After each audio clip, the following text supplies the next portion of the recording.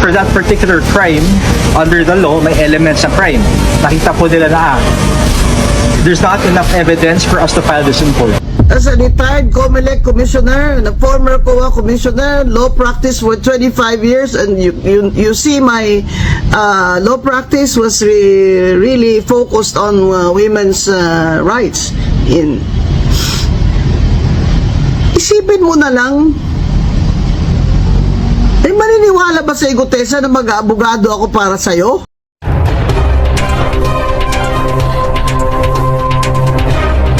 Ayun, what's up mga katunay? Siyempre, ito po ang inyong lingkod na si BT and welcome to my channel, Tunay na Kritiko. Ayan, meron tayong mga mainit na pag-uusapan ngayon. Yung mga balita dito, no, na bibigyan natin ng reaksyon at komento. Ayan, no, si VP Sara kasi, ayan, no, yung DOJ, yung sinampang kaso sa kanya ng DOJ, inatras na.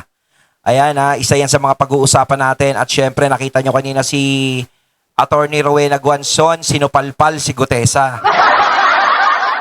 So, wag na natin pagtagalin to, no, mga katunay. Syempre, click the notification bell sa mga hindi pa nakakapag-subscribe. Subscribe na po kayo para maging updated po kayo sa mga vlogs and reactions dito sa ating channel. Bigay nila ng ayuda sa Class E, solid pa rin ang suporta ng mga mahihirap nating kababayan sa ating ikalawang Pangulo. So, kumbaga, alam naman natin na galit ang tao eh. The fact na gusto nila si Vice President Sara Duterte na maging susunod na Pangulo, mas pinagkakatiwalaan nila si Vice President Sara Duterte kaysa kay Pangulong Marcos Jr. Sa tingin mo, Doc, itong mga ayuda na sistema o style ay talagang... And syempre, bago ang lahat, binibigyan ko nga pala ng credits ang SMNI. Syempre, ayan yung talagang tunay na naghahatid ng balita, hindi katulad ng ibang mainstream media. Diba? Ito talaga yung naghahatid ng balita sa atin na katotohanan at patas. Yan, SMNI, mga katunay. Suportahan natin yan, ha?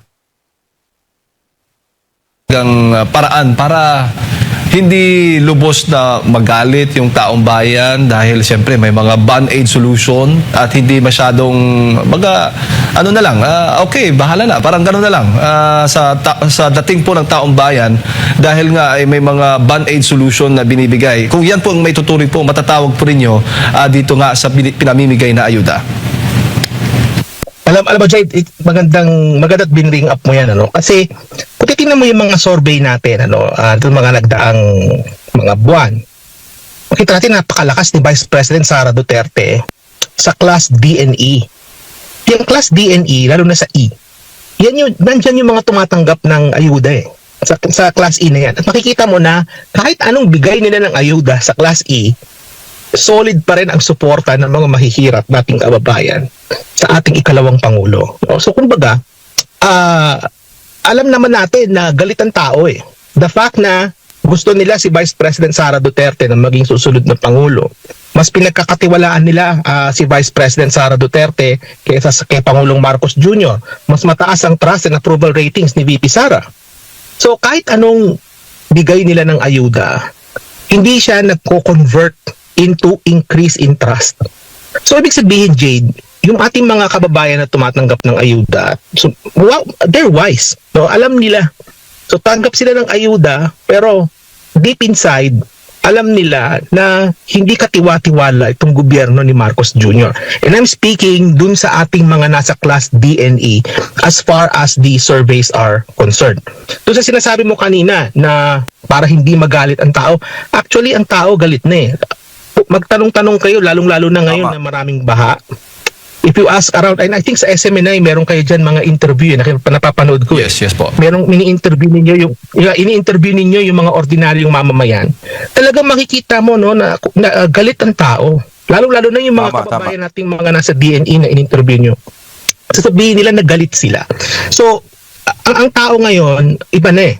So tatanggapin nila yung ayuda pero hindi ibig sabihin no na pinagkakatiwalaan nila si Pangulong Marcos Jr. So ganun po 'yan ano. So ang sa akin is sa totoo lang maganda naman in principle yung ideya ng ayuda. Kaya lang ang problema diyan sa ayuda is kapag kayo mga tumatanggap ay hindi na sila nakakaalis dun sa sitwasyon na kailangan nilang tumanggap palagi ng ayuda. Kailangan at some point they have to graduate. No, kumbaga kailangan umunlad yung estado nila sa buhay to the point na hindi na nila kailangan ng ayuda. Pero ang nangyayari kasi ngayon, Jade, bukod sa dapat na nababawasan, no, yung dami ng ating mga kababayang tumatanggap ng ayuda, ang nangyayari ngayon kabaliktaran, Jade. Mas lumalaki yung ating mga kababayan, yung dami nila, no? Dumarami yung ating mga kababayan na tumatanggap ng ayuda. So, paano mo nasabi yan? I-increasean nila yung mga ayuda programs eh. Kasi kung babawasin na ng budget niyan, ibig sabihin, umuunting tumatanggap. Hindi, tama naman yung sinasabi ni Sir. Na tumatanggap lang ng ayuda yung mga tao, pero hindi pa rin sila nagbabago. Ibig sabihin ng nagbabago, hindi pa rin nagbabago yung pakiramdam nila kay BBM. Ito yung sinasabi natin dito na matalino na ngayon ng mga tao. Hindi mo na masisilaw sa ayuda. At saka karapatan naman talaga ng taong bayan na tanggapin yung ayudang ibinibigay sa kanila dahil pera din naman nila yun, di ba? Sariling pera din natin yun. So kung bibigyan tayo ng pera ng gobyerno, tanggapin natin, wag natin tanggihan. Di ba? Kasi atin yan eh. Pinaghirapan natin yan, buwis natin yan. Hindi naman galing sa bulsa nila yan. Kukunin natin, tatanggapin natin, pero alam natin sa puso't isip natin kung sino ang tao na totoo talaga sa atin at talagang makakapaglingkod sa atin. Yun. Kaya kahit silawin tayo sa ayuda, basta alam natin sa sarili natin kung sino ang tao na karapat-dapat nating iboto, ayun ang iboboto natin. Kasi kung tutusin, ginagawang pangsilaw ng mga tao sa gobyerno yung ayuda. Diba? Pangsilaw. Na parang ginagawa tayong tamad, ginagawa tayong batugan, na tayo parang sinasabi nila na parang pera lang ang katapat ng mga tao dito. Diba? Iboboto tayo niyan, tatapalan lang natin ang pera yan, titigil na yung mga yan, tayo ang kikilalanin yan. Yun eh. Diba? O ngayon, iba na ang tao. Matalino na. So magbibigay sila ng ayuda pero alam ng tao kung ano yung ginagawa nila. Hindi na katulad ng dati na pare-pareho tayong nagmumukhang tanga. The fact na ini-increase nila yan, they plan to give more ayuda para sa mas nakararami nating kababayan. Nakita nyo, i-increasean pa. So kung i-increasean ng ayuda, puro ganyan na lang. Parang ang gusto nilang gawin sa mga Pilipino, gawin nilang batugan, wag na kayong maghanap buhay. Bibigyan na lang namin kayo ng pera, 3,000, pambili ng bigas, pambili ng dilata, pambili ng kung ano-anong noodles. Yun lang. Yun lang ang gusto nilang mangyari sa atin. Imbis na ang ginagawa nila ay yung long-term solution, hindi short-term solution, nataasan nila ang sweldo, bigyan ng trabaho ang mga manggagawa, 'di ba? Maglagay ng maraming trabaho dito sa bansa natin. Wala, hindi sila nag-iisip ng long-term. Puro short-term lang. Ang iniisip nila sa atin, ang tao ay mukhang pera. Alam mo pa, Jade, nabanggit ni Pangulong Marcos Jr. yung ating mga kababayang mahirap at yung mga malapit na maging mahirap, no? So, para bang ina-anticipate na ni Pangulong Marcos Jr. na yung ating mga kababayan na malapit ng mahirap magiging mahirap na, no? So I mean, katawa-tawa siya, no? Dahil nga alam mo naman si Pangulong Marcos Jr. minsan katawa-tawa yung magsalita. But the thing is, dumarami yung ating mga kababayang tumatanggap ng ayuda kasi nga rumarami na yung ating mga kababayang malapit ng maging mahirap.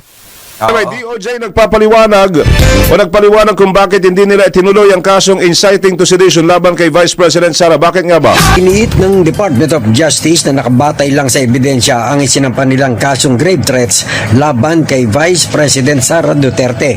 Ito ay matapos na inilabas ang opinyon ng Malacanang na kulang umano ito at dapat ay may kasama rin na kasong inciting to sedition. Ipinaliwanag ni Prosecutor General Richard Anthony Fadulion na malinaw umano na ang naging basihan ng mga piskal ay ang resulta ng kanilang investigasyon. Nauna dyan ay sinabi kasi ni Palas Press Officer Claire Castro na sa kanyang pananaw bilang abogado ay may elemento umano ng inciting to sedition ang mga naging pahayag ng Vice Presidente, partikular ang umanay intensyon na maghasik ng galit sa pamahalaan. Matatandaang naghain ng DOJ ng 3 bilang ng grave threats laban kay VP Sara matapos pagbantaan umano ang buhay ni na Pangulong Bongbong Marcos, First Lady Liza Araneta Marcos at dating House Speaker Martin Romualdez. Inciting to sedition, why was it dismissed by the panel of prosecutors? So the inciting to sedition case, just to clarify, it was dismissed for the sole reason that the panel of prosecutors did not find prima facie evidence of reasonable certainty of conviction. Mataas po kasi na quantum of proof yan. So for that particular crime, under the law, may elements ng crime. Nakita po nila na there's not enough evidence for us to file this in court. Inciting to sedition, why was it dismissed by the panel of prosecutors? So the inciting to sedition Para sa ano? Sa Ayun inatras na ng DOJ ang kaso kay VP Sara. So, bawas na tayo ng isa. Isa pa, marami na eh. Pero kung tutusin, no, pinapadali na ni VP Sara yung impeachment sa kanya, impeachment trial. Minamadali niya lang matapos para hindi na magtagal, di ba? Kaso ang mga nagpapatagal, yung mga hinayupak niya sa prosecution. Sinasabi nila, defense daw nagpapatagal. Siyempre talagang tatagal yon. Kapag naghahain yung prosecution ng kung sino-sinong mga sablay na witness at kung ano-anong mga ebidensya na sablay, siyempre dedepensahan nyo ng depensa. Kaya lalong tatagal. Alang nga namang maghain sila ng mga kaso kay VP Sara, maghain ng mga witness laban kay VP Sara, tapos yung defense tatahimik na. Siyempre, ika-counter nila yun. Kaya lalong tatagal. Diba? Kaya nga parang hinahamon na ni VP Sara sila natapusin nyo na, bilisan nyo na, parang sinasabi ni VP Sara dito, kung gusto nyo ako impeach nyo na. Magbotohan na tayo. Hindi na natin patatagalin to. Ang dami pa natin paikot-ikot. Kawawa naman ang Pilipino. Kita nyo naman, 125 million ang inako sa kay VP Sara. Pero ang nagagastos na sa impeachment trial ni VP Sara, nasa 400 million na. O, diba? Aabot pa tayo sa bilyon-bilyon, mga katunay. Pinigutesa, may Parang paluwal lang. offer daw sa kanya na babae sa office daw ni Senator Marcoleta na ibigay ang number ko sa kanya kung gusto niyang tulungan ko siya sa affidavit niya. Dinamay mo pa ako. Isipin mo na lang.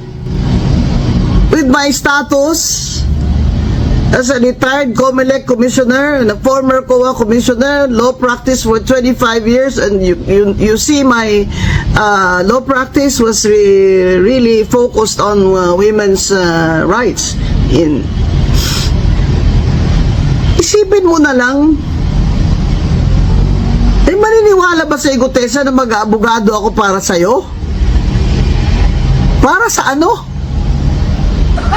Will I have anything to do with Zaldico, your boss, at the time?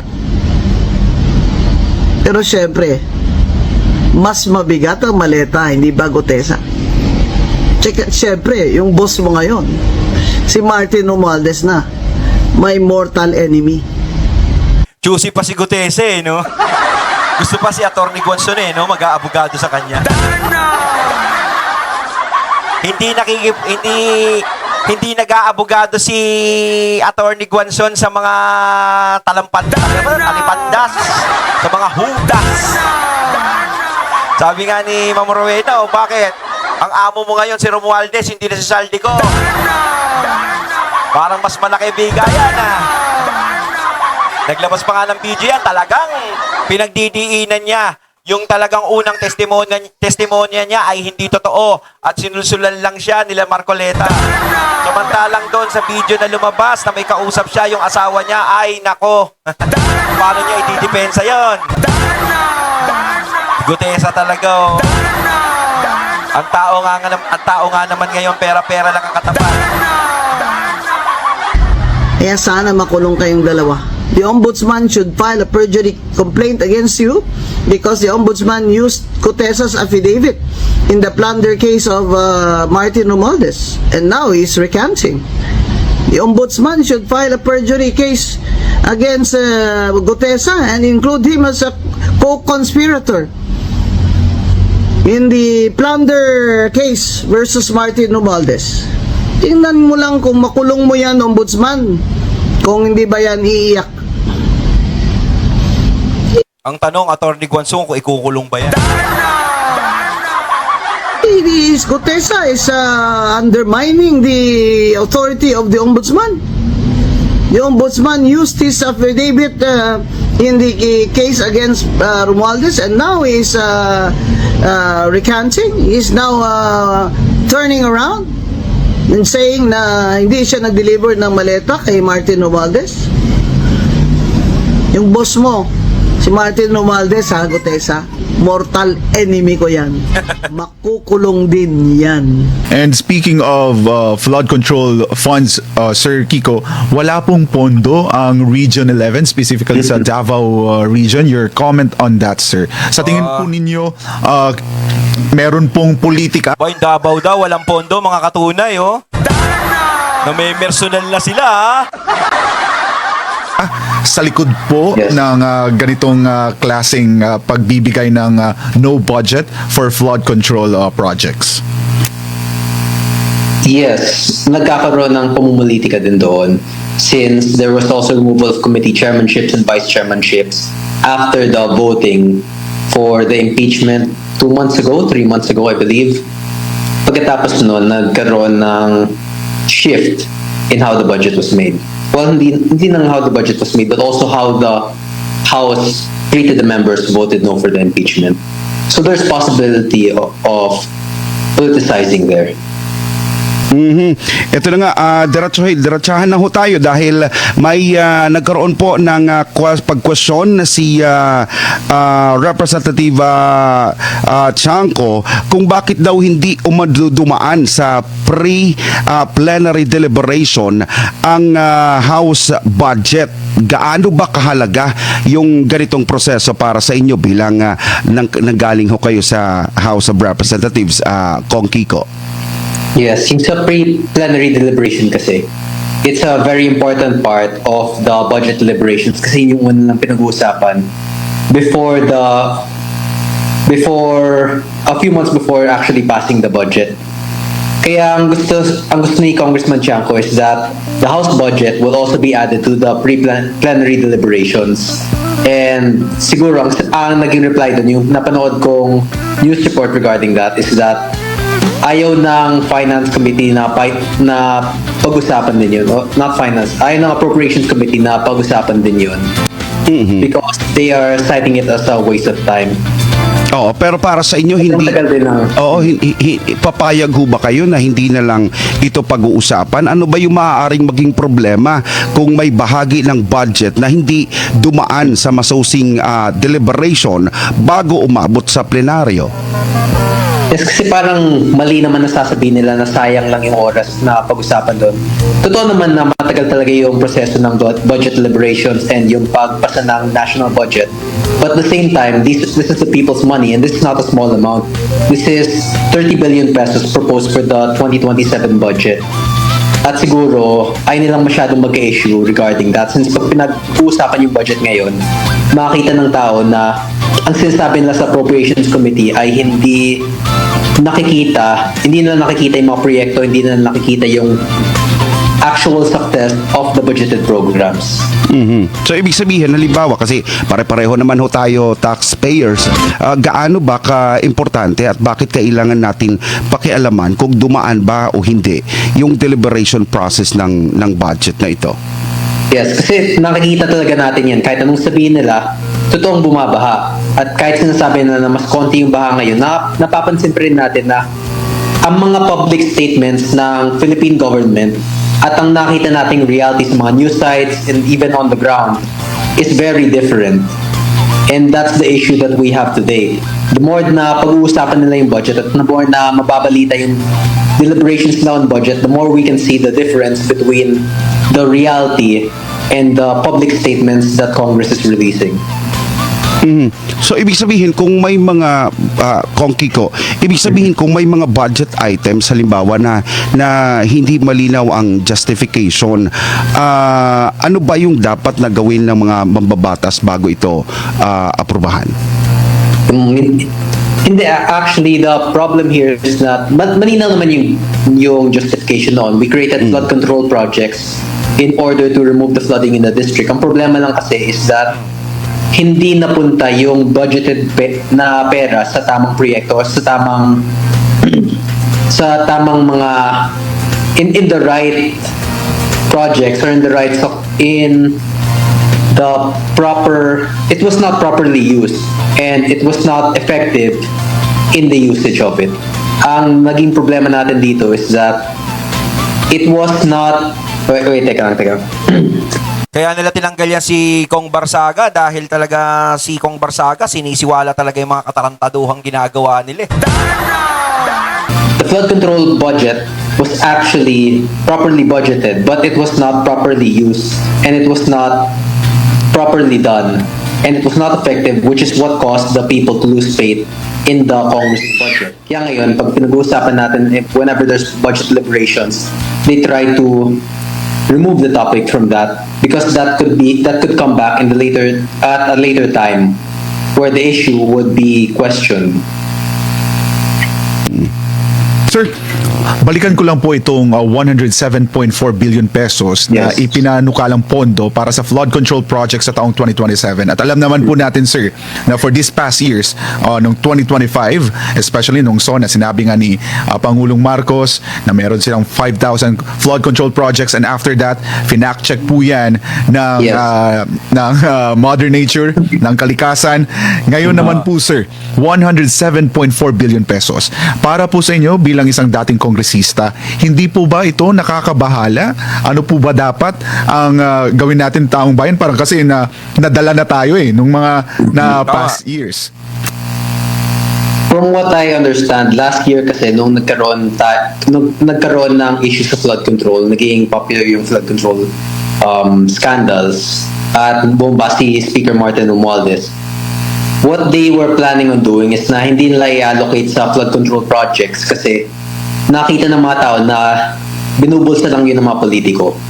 The problem there is that kung hindi sila mag-allocate ng flood control budgets, matutuloy yung mga baha. So now they are seeing the issues within that as well, na nagkaroon ng flood control budget, hindi natuloy, tapos ngayon, kailangan nila ulit mag-allocate ng flood control budget para sa next 2027, hindi tayo magkakaroon ng ganito. Pero ang problema... No? Kung kailan 2027, sa kanila aasikasuhin. Pero nitong mga nakakaraan, hindi nila inasikaso. Sablay na yung pondo nila nung nakaraan, hindi naman talaga ginamit sa flood control project. Ngayon, hihingi na naman sila para mas magawa na nila ngayon.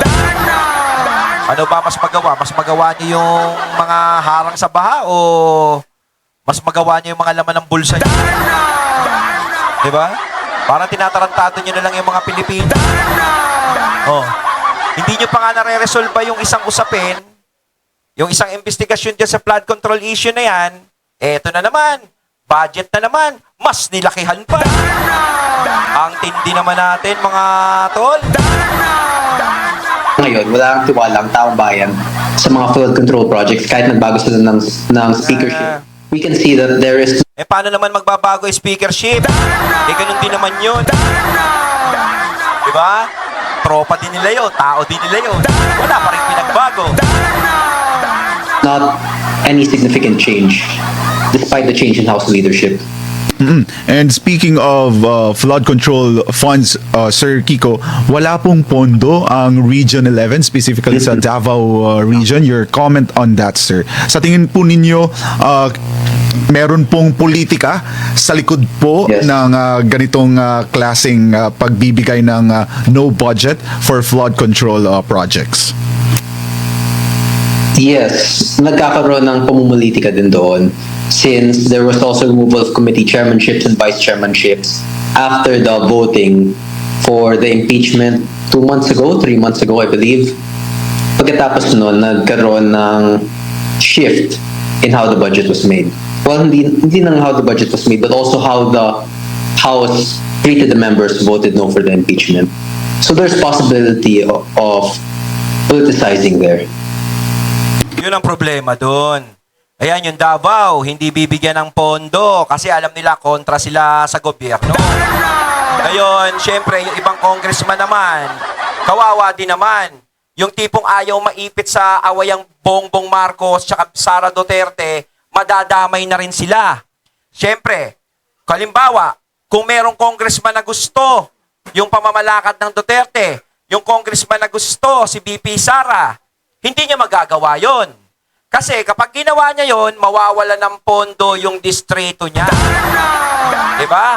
Katulad ng Davao, tinatanggalan nila ng pondo. Kapag kontra sa gobyerno, talagang hindi nila bibigyan ng pondo. Yun eh. Diba? Kahit gustuhin ng isang congressman na mag-vote ng no to impeach Sara Duterte, hindi niya magagawa. Dahil mawawala ng pondo. Kasi ito lang titignan natin dyan eh. Huwag na natin tignan yung mga nakapwesto. Ang tignan na lang natin dyan yung mga tao, yung mga kababayan natin sa Davao. Sila yung tinanggalan nyo, hindi yung mga nakapwesto dyan. Sino ba ang mga makikinabang ng pondong yan? Kundi ang mga tao sa Davao. So parang winalangya nyo rin yung mga tao sa Davao at parang winalangya nyo rin yung mga tao na ayaw bumoto ng impeachment kay BP Sara, yung mga congressman. So mga tao ang winawalangya nila dyan. Yung mga tao ang ginigipit nila dyan. Diba? Kita nyo naman yung ginagawa nila sa taong bayan. Halos pinupolitika na nila. Pinupolitika na nila, puro politika na lang ang nasa isip nila. Kaya sana naman mga katunay, no, maging matalino na tayo sa susunod na eleksyon. Eto na yan eh, may clue na tayo, may hint na tayo, makikita na natin kung sino yung mga karapat-dapat na politiko na dapat nating iboto sa susunod. Huwag nyo nang ibalik sa pwesto yung mga tao na alam nyong nagpapahirap sa inyo. Minsan tayo din namang mga tao ang walang kadala-dala. Tayong mga tao ang nagdadala sa kanila at nagluluklok sa pwesto. Tayo rin ang may kasalanan. Tapos bandang huli, magsisisihan tayo. Diba?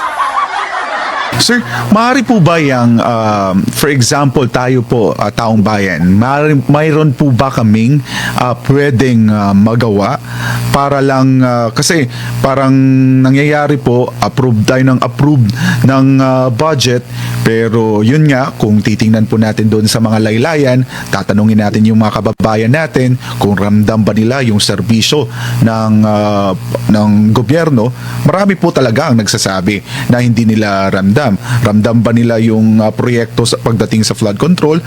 Marami ang nagsasabi na hindi nila ramdam kasi binahanga sila. So, ano po ang pwede magawa ngayon ng ating taong bayan, especially sa pagbabantay po natin dito sa 2027 budget na napakalaki po, 7.2 trillion pesos. Ano, trillion na. Yes, ang mahirap kasi dyan is that it's outside of election period and it's still 2 years before election. Well, next year, filing of candidacy na, so medyo malapit na yun. And through the electoral process is really where we can show our voice. Pero ngayon, we still have the constitutionally granted rights of freedom of speech and freedom of expression. Kailangan talaga nating ipakita kung ano talaga ang sitwasyon sa Pilipinas. And once it reaches not just local news but also international news, pag nakita na ng mga ibang bansa kung gaano kalala na ang sistema dito, that's when changes will have to be made. That's when changes will become necessary. Pag nakita nila kung gaano ka laki ng perwisyo na ang corruption sa taong bayan. Kong Kiko, balikan ko lang yung nangyaring mga pagbaha dito sa Metro Manila tapos sa iba pa ng mga lalawigan ho natin. How do you take on sa reasoning ng government natin na meron naman talagang flood control na overwhelmed lang sa baha? And now, paulit-ulit na nangyayari itong mga pagbaha, sinisingil ng kalikasan yung mga projects na yan. And yet, consistent sila sa reasoning na meron naman talagang flood control na overwhelmed lang. So parang sinasabi ng mga netizens natin na abay parang parang nagwalis lang tayo ng pera na nagkakahalaga ng 1 trillion something pesos na yan. Tapos sasabihin na overwhelmed lang. I think that's impossible na ma-overwhelm yun. Kasi pag nakita mo yung 2025 flood control budget sa Quezon City, it was hundreds of millions, some even almost reaching $1 billion. Paano ma-overwhelm yun? How big are their districts? And how flood-prone is it that hundreds of millions of pesos cannot fix it? Parang sobrang laki na ng allocated na pondo doon na imposibleng hindi nila maayos yun unless kung around 80%, 100% ang ninakaw. So even kahit kalahati ang nakawin nila doon, it would still be a significant project with the amount of money that they allocated for those projects. Sakin mo tayo, no? Hirap na hirap tayo maglima sa pagbaha. Pero sila na panakaw-nakaw. Ang gagaling nito. So yes, that's clearly true. Imposible na gumagana ang flood control projects na ginawa nila, na ina-allocate nila doon kahit sobrang laki ang budget na nilagay nila. Pero ngayon na nasa kamay na ng ombudsman itong investigasyon tungkol sa flood control, ano yung inaasahan po ninyo Wala. na mangyayari at least before the end of this year, kung may mapaparusahan nga ba na malalaking isda na sinasabi? Well, regarding that, actually naalala ko nagkaroon ng statement ang Malacanang saying that by December 2026, by December 2025, yun yung nagkaroon tayo ng malaking rally nung bumaba si Speaker Martin Romualdez. They said by 2025, that was last year, na may makukulong na may magpapasko na sa kulungan. Pero wala namang nakulong noon. And ngayon, nakita ulit natin na walang successful flood control project. So it's very hard to believe in promises from a government that has not fulfilled any of its prior promises. Kahit naman hawakan ni Boying yan, kahit hawakan ni Ombudsman yan, yung flood control na yan, investigation na yan, baliwala din naman yan. Tropa din nila yan eh. Sino ipapakulong ni Boying? Yung mga taong kalaban nila. Yun yung mga idadawin nila.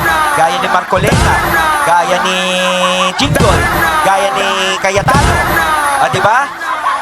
Pero yung sasabihin natin, yung mga tunay na involved sa flood control issue, hindi makukulong yan, hindi mananagot yan. Makukulong yung mga yan, mananagot yan kapag nag-iba na administrasyon at nag-iba na rin ang ombudsman. Diba? Kaya kahit sabihin nilang ipasa natin yung investigasyon kay ombudsman, wala din namang mangyayari dyan. Diba? Kaya wag na nilang kasi ginagawa nila parang minamind condition nila yung mga tao eh. May mangyayari ba? Wala. Si Romualdez ba makukulong? Hindi. Kita nyo nga ngayon, si Gutesa bumaliktad, di absuelto. Diba? As simple as that naman. Kong, how about naman po dun sa sinabi ni Pangulong Marcos na for this year, yung last SONA, narinig natin yun at nabanggit nga niya na di niya sasantuhin yung Kahit kamag-anak kahit kamag-anak niya pa yan. Basta merong Hindi raw sasantuhin kahit kamag-anak, hindi nga niya mabanggit pangalan ni Romualdez no SONA. kasalanan, papanagutin niya.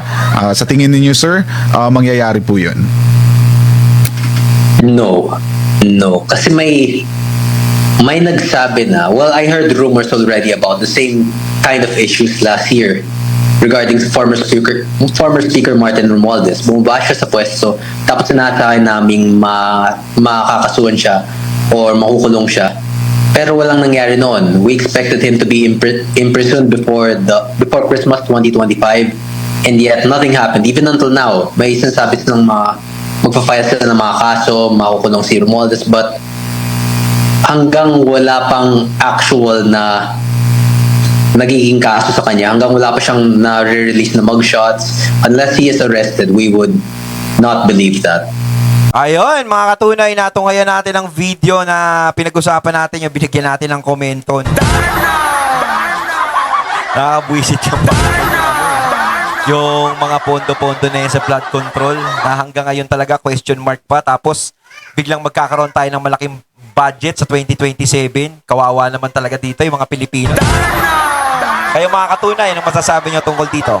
Comment lang po kayo sa comment box. So once again, I'm BT and I'm out. Peace.